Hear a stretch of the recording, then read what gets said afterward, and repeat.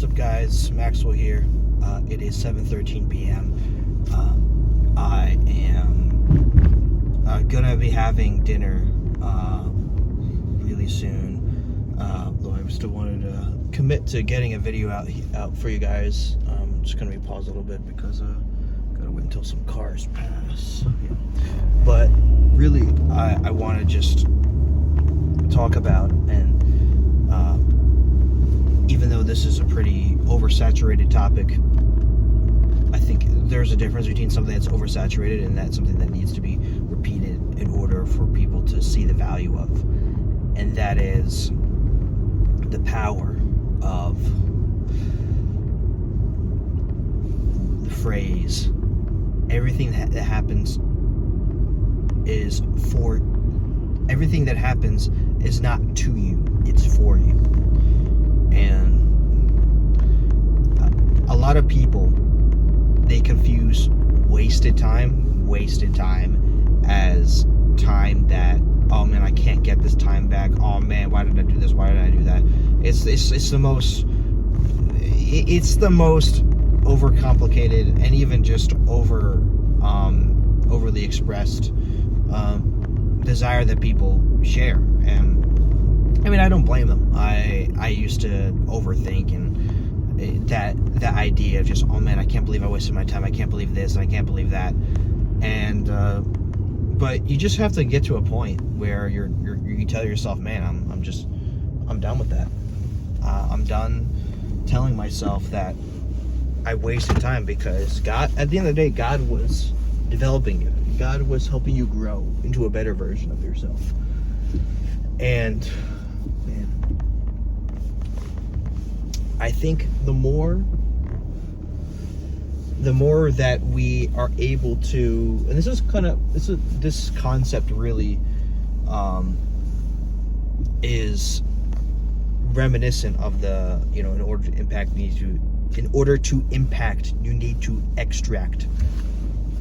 And if you don't do that,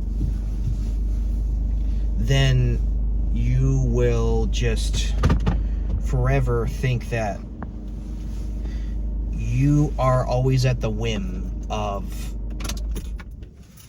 your past, that the past you give the past so much power over you, and you don't collect the advice that it gave you. You don't collect the materials that it gave you. You don't collect the building blocks that give you leverage over everybody else. Because this is such an important thought that I've had, and that is, you have so many people that talk about, oh man, I wish I was born like this, and I wish I was born like that. Oh man, I wish I had this. Man, how come this person grew up with all these resources? They just so happen to grow up with the right family. They just so happen to grow up with the right job or the right friends, and there was no effort for them in order to get to where they wanted to be. And and people tell themselves, oh man, if only I had that, then my life would be better. Then the progress that I'd make would be smoother.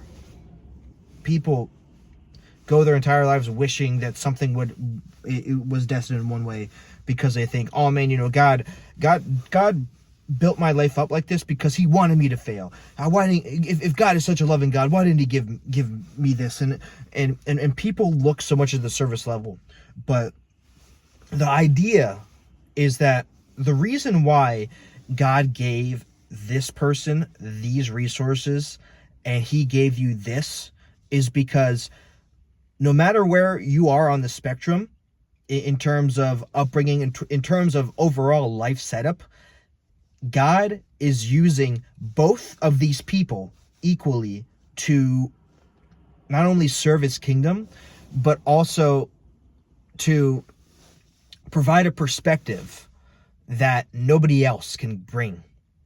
Because it's always the instance where you go up and you talk to somebody, and and of course you notice how, like, you're friends with somebody, and you notice, man, this person, has way more experience in regards to this field, in regards to this topic, or in regards to knowing the Bible more, in regards to knowing about his or her career field more, you notice that this person has way more experience than you do, but at the same time you love it because he can or she can give you knowledge that you didn't know. And that's the same thing that goes for people that when they tell themselves they don't have any resources, I have nothing.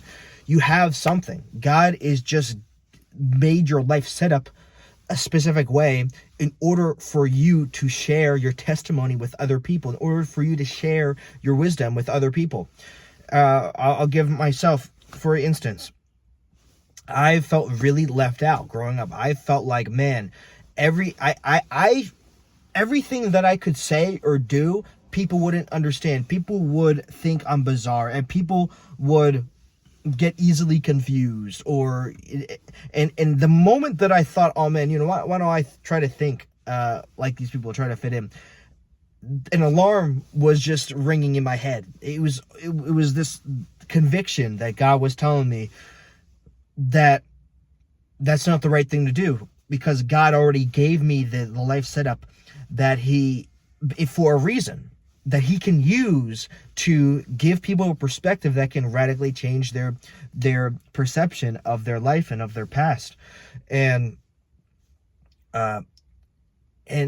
people may say I'm too specific, or I think too much. Oh man, Maxwell, you're looking too deep into this. It's not that deep. Well, your life setup is different. Not to say that's a bad thing, but it's different. Whoever's saying that. Because when somebody's life setup is just perfect, they have all the resources, they just have the, not saying there's right or wrong, but a lot of people like to say, oh man, I was born in the wrong family, I was born in the wrong, but every family is complex, every family is dynamic, and we like to think that, oh man, life would be much easier if I had it. I had the right, I just had it, for me, had the setup. But what they don't understand is that because the person with a different life setup had to work harder to get to where they're at, they,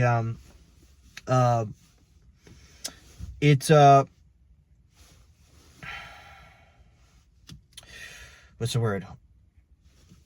They gained more experience, and they gained such a niche perspective to persevere through the most difficult of circumstances, that they are the only ones that could bring that perspective that nobody else has. I'm the only one that could bring, and I'm not saying this for an eco sense, but for people who are watching this, I'm the only one that could bring a perspective of talking about how heartbreak changed my life, and then make the video like 40 minutes unknowingly.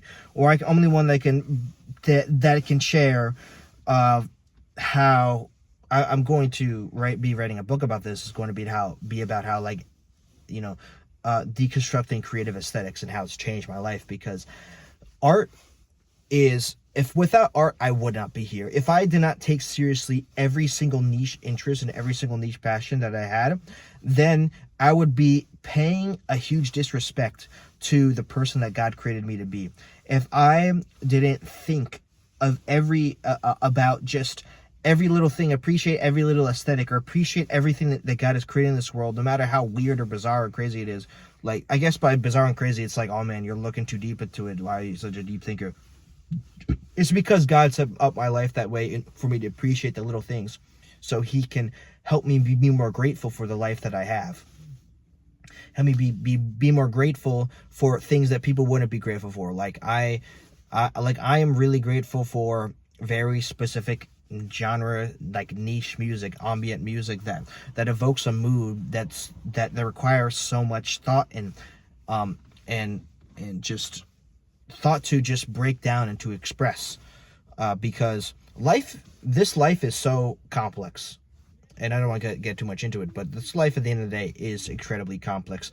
And for people, not to say there's anything wrong with it, but this is just a different perspective. For people who have everything that they could possibly want, they have the right life setup, it is very hard for those people who've been just set up with all the right things to empathize with people who just think so differently from them, because they don't understand the hard work. They don't understand um, not only the hard work to get to where that person, wanted to be at, to get at, but they don't understand the level of depth and appreciation that this person has for life and for art and for aesthetics, and just for and just for such niche subculture topics, because to that person, those ideas were what they needed in order to appreciate the life that God has given them, because that the life that they were given, it wasn't given on a silver platter. They didn't have the friends all set up for them. They didn't have just all the basic necessities that people who have the right setup, tend to have, and they just kind of think in terms of what is normal and what is neurotypical. There is a completely different perspective from those who had to build and extract to live the life that that person with a different life setup needed to get to. And that's just what I wanted to say. Really, it's just really to sum it all up. You have to remind yourself constantly, as repetitive as it is, it's just so important. Life does not happen to you, it happens for you. The life that you were brought up with can give you so much gratitude and so much drive and so much fire and so much inspiration, that a life that, to the point where you tell yourself, man, I'm grateful for the body and the life that God has given me. And the same thing for those who already have had the life all set up for them. When those same people, they think to themselves and make sure that they're grateful for the life that they have, they also have equally as much gratitude and appreciation to what God has given them, because those same people who, although they have that setup, they at the same time are also, they compare themselves. Just because they look like they have it all together, they are also comparing themselves to people who they think have an even better life than they do. They think, oh man, this person is way higher up in my career field, or this person is way higher up in what is a journey towards marriage, or like there is a hierarchy to everything. And so it doesn't just go to the people who they think they have nothing.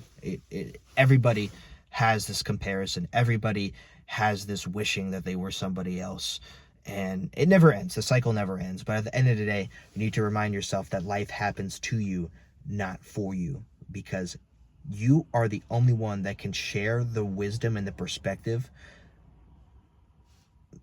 in life. God has given you that for a reason. I love you guys.